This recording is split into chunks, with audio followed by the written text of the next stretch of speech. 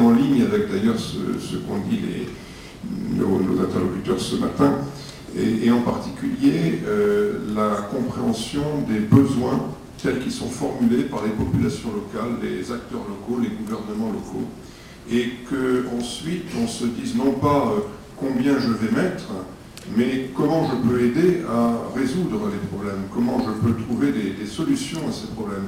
Et cette question va amener nécessairement à une dynamique d'innovation et de partenariat, parce que nous avons tous des éléments à y apporter, et si nous ne le faisons pas ensemble, les problèmes ne seront pas résolus.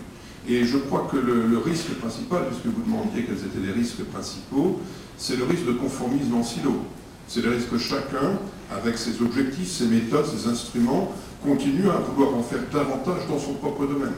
Je crois que le monde de la finance du développement a changé, est en train de changer, c'est l'objet de ce forum, et que la règle de l'efficacité pour demain, c'est que nous mettions en place des partenariats très divers, il ne faut pas les normer, des initiatives nouvelles, des innovations, et que nous évaluions ces différentes innovations pour en tirer des solutions qui fonctionnent pour les problèmes concrets des pays en développement. Il y a plusieurs types de problèmes.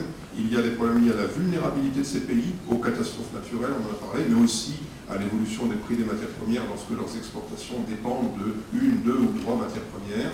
Il y a des problèmes d'accès au marché, il y a des problèmes d'accès aux services. Les populations pauvres ont très peu accès aux services financiers et donc sont obligées de se reporter sur des finances informelles qui coûtent très cher, qui peuvent être d'ailleurs psychologiquement très engageantes.